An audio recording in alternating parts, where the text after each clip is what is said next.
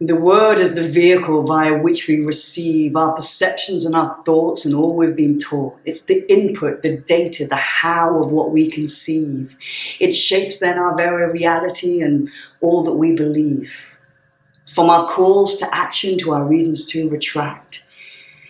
It need not be dependent upon reality and can be irrespective of fact. And wise is the one who remembers that, as this is how we can get sidetracked. Because the illusion of either has the exact same impact, as it will decide our very conduct and will determine how we react. Words then, they can be used to enlighten as much as they can to deceive. And the corrupt ones, well, not only do they know that, they purposely employ that. He who controls the narrative can control it all. They name it quackery, and we trust in our distrust. Logical health regimes labeled as dangerous and then dismissed as such, till we must all come to learn that it is only in the pharmacy in which we must trust. They name it conspiracy theory. It's used as a deliberate type of bluff, specific to purpose, their protection ad hoc. Because no matter then what follows it, it's then automatically rebuffed. Anything critical now systematically snuffed.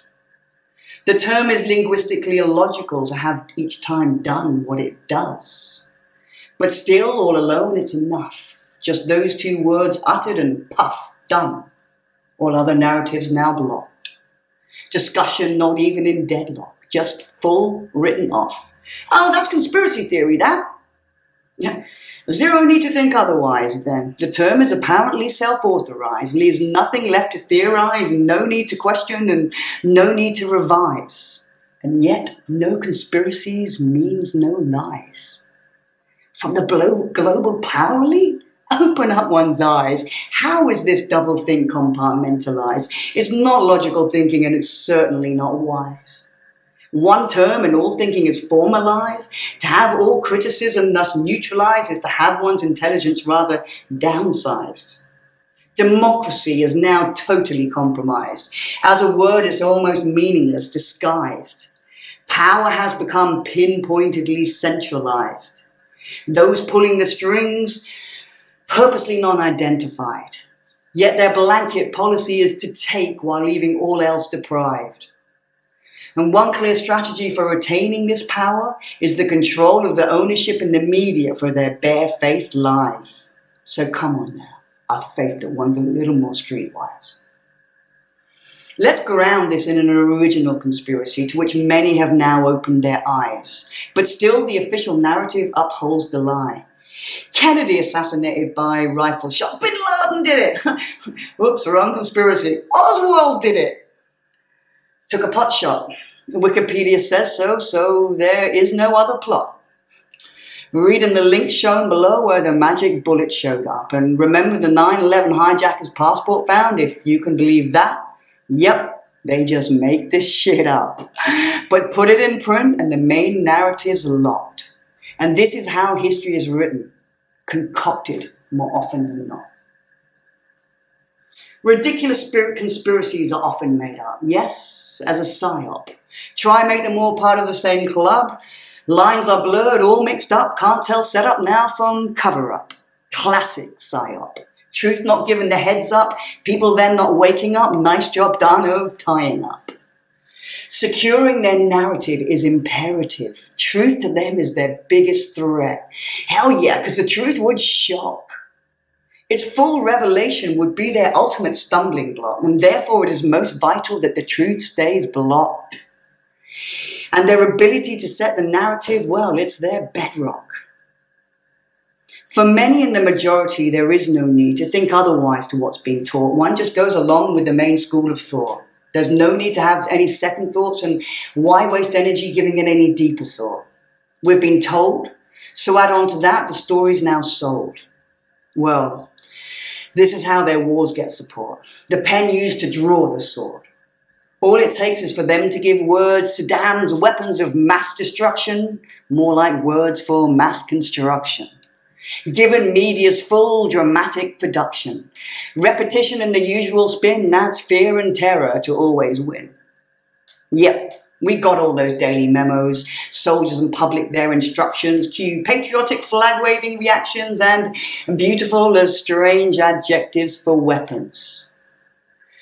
And we've seen what happens to those who break line. It's a risky business having free thought, and those who do so must be fought. And words are weapons, it's how thinking gets taught.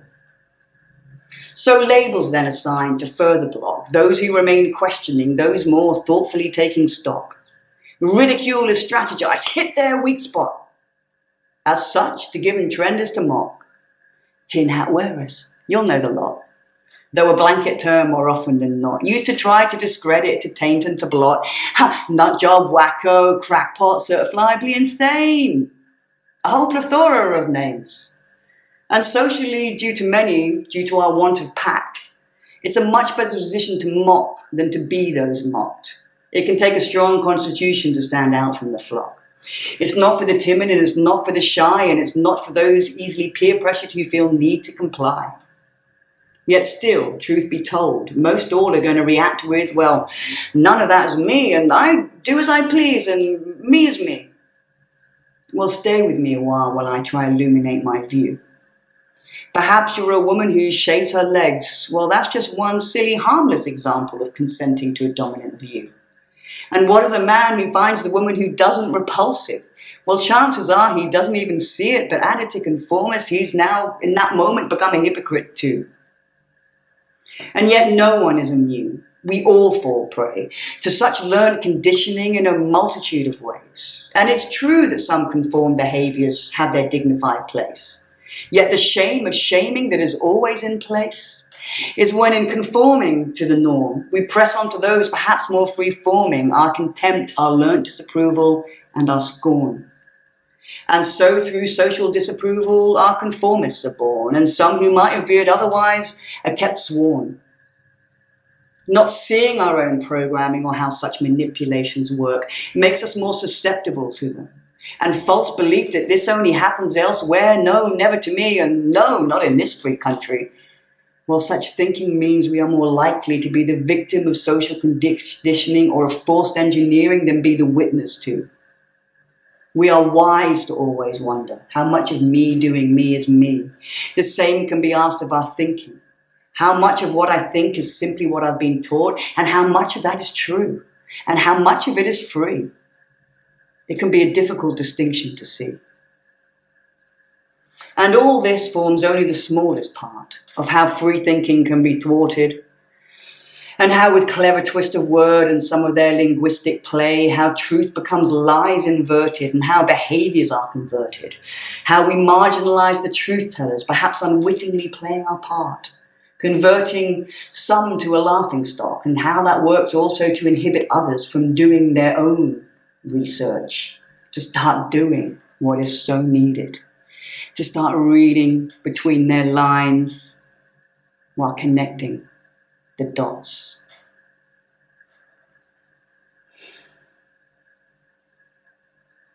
And careful not to snooze too long, because it's sinister, it's ugly, it's robotic besides, it's artificial, it's theatre, it's all a fucking disguise, it's conjury, it's trickery, it's just lies, lies, lies. Stay with me for chapter 2, Farmer Lies. We'll be looking at more of this wordplay. And please subscribe. Gypsical Lyrical, you'll find a link after this. Thank you.